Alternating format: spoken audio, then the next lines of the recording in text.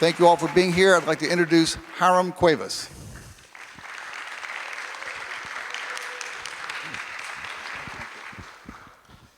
Thank you, Richard, for that introduction. And I'm really pleased to be here tonight. I get to be science teacher again. It's been a while since I've been a science teacher. I've been more on the IT side of the house at St. Christopher School.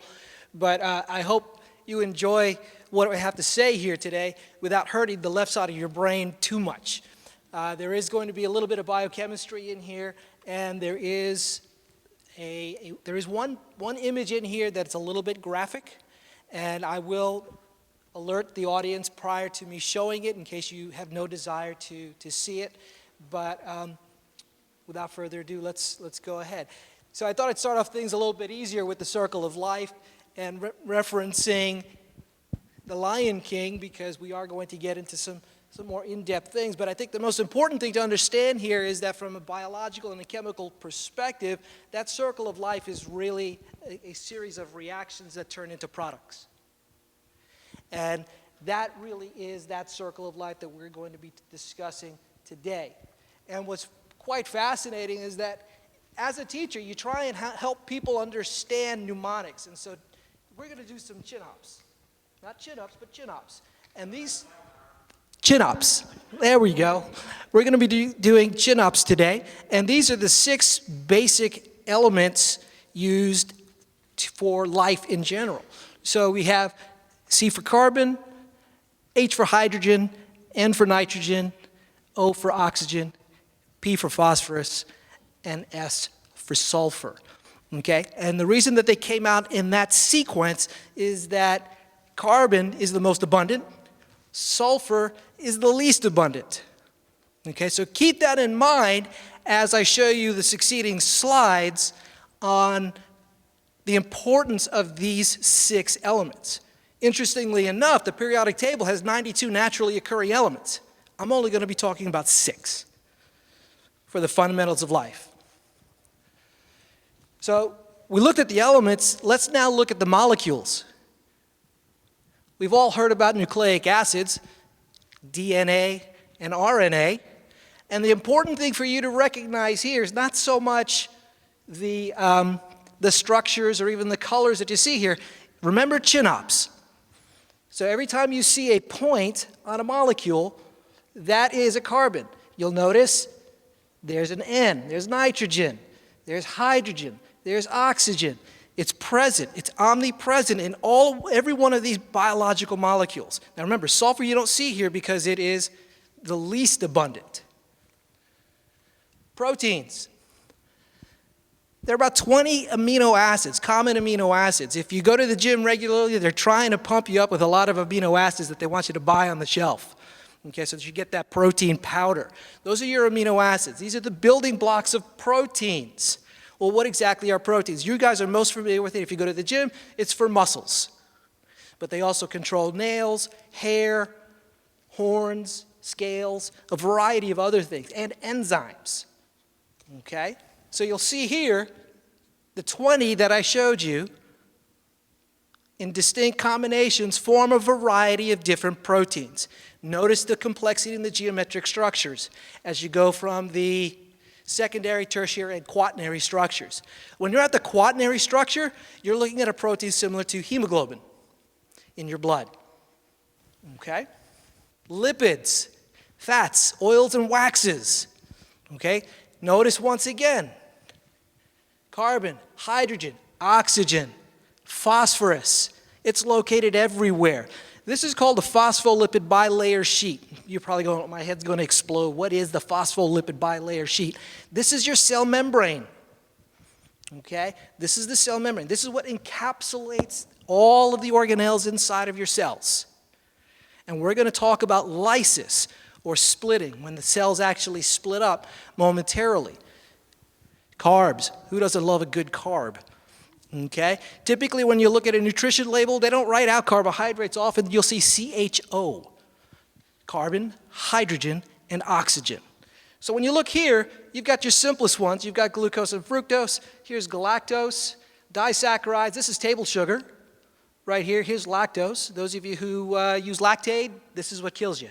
This is driving you nuts. Okay, you don't have the enzyme to digest lactose. And then here you've got a polysaccharide, glycogen. Other polysaccharides would include amylose. They all end in OSE. Amylose is starch. So if you eat a baked potato, you're getting a lot of amylose, okay? Or cellulose. That is the cell wall that surrounds a plant cell. That's your fiber, essentially. So what are the factors that actually influence decomposition? There's several. Obviously, temperature. If it's really warm out, you're going to decompose faster. Unfortunately, the mountain climbers in Mount Everest are pretty much up there forever because it's so cold. They are preserved. pH. The more acidic, the quicker it's going to break things down. And conversely, the more alkaline, things are going to break down very, very quickly. Those of you who are fans of Breaking Bad, you may recall when he put that gentleman in the bathtub with hydrofluoric acid. Okay? And moisture. If it is moist, you are also going to decay quicker than you would if it's in a drier environment. So let's talk about the 4 different stages. Depending on your resource, sometimes you'll see 4, sometimes you'll see 5. The predominant ones that I have seen mention 4. We're going to look at autolysis first. So autolysis is within the first 24 to 72 hours. So what happens is your brain actually continues to function for about 4 minutes after you've technically died. But what happens is it is still using the oxygen that remains in the body. Circulation and respiration stop. Unfortunately, you will become incontinent. That's why I use the emojis. Your carbon dioxide increases, your acidity increases. Now, some people often don't equate those two. Why would your acidity go up? Well, if you've ever had a soda, carbonic acid is essentially carbon dioxide inside water. Your body's about 60% water. Introduce additional carbon dioxide, your acidity goes up. Now, why is the CO2 going up if you're technically dead? You still have a lot of things that are still alive in your body. You have a lot of bacteria in the intestinal tract. You've got bacteria throughout your body that is going to still be doing its thing. The cells will actually start to rupture. That phospholipid bilayer that I mentioned to you all, okay, that actually bursts. And you could actually do this with cheek cells. Under a microscope, you could actually put cheek cells, introduce distilled water rushes into it, and the cells will actually pop. It's pretty interesting. Rigor sets in, and blistering starts to form. This is also the result of these enzymes. And the interesting thing is that your body temperature will start to decrease approximately 1.5 degrees Fahrenheit every hour until it reaches room temperature. Bloating, stage 2. So that fly right there, that's the blowfly, and this blowfly could lay about 300 eggs at one time. Okay, so you start to get a lot of insect activity. And what these flies are looking for are places where wounds may be. So if you're talking about a crime scene, you may actually have a wound. You may actually be dealing with the ears, the mouth might be open, the nostrils. All these orifices that are available for invasion by insects will take place here. Okay? And what's interesting is that at about this stage, about 60% of the flesh will actually disappear during this phase. Skin discoloration actually occurs. Remember when I talked about sulfur? And sulfur was the least prevalent element in chinops. So what happens here is as your proteins start to break down and become amino acids, one of the amino acids, methionine, has sulfur inside of it. And that's what causes what is known as marbling. And that's the discoloration on the skin right there. And you have some rather unpleasant odors that start to happen at this point. They actually named these two molecules, One is called putrescine, and the other one is called cadaverine. And what's kind of interesting, this is a fun fact, these two molecules are actually present in people with severe halitosis.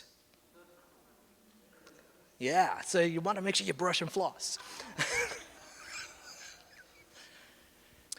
Active decay, about 1 month. So this is where you had the liquefaction of the organs, muscles, and skin. Your fluids are released, and the reason that they're actually released is so much pressure is actually built inside the body cavity through the production of these gases that it is possible for the skin to actually burst and release those fluids, and they also come out of the various orifices. If you've ever seen a roadkill on the side of the road, you may see a deer that's sitting on the side that's just swollen beyond belief, and you're watching the turkey vultures go after it.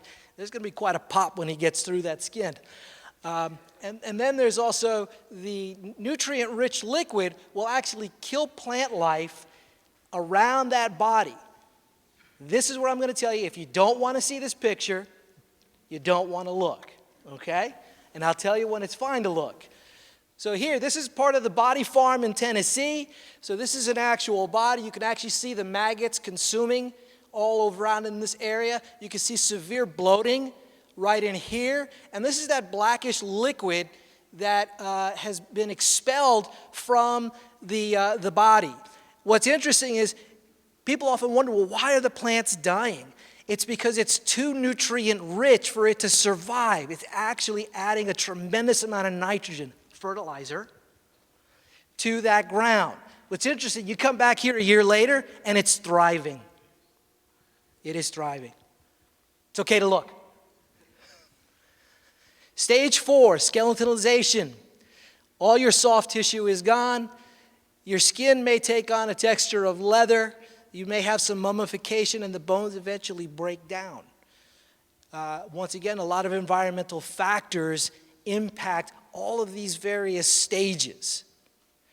But the true message here, remember that reactants to products, the chin-ups, all of that reminds me of a verse from Genesis. For you are dust, and to dust you shall return. And with that, if you're interested, if you want to learn more, what I've done, it's relatively easy link to remember. It's tinyurl.com/Byrd, okay? And all of these links here will take you to, this is essentially a link to this presentation if you're at all interested in it. Thank you very much.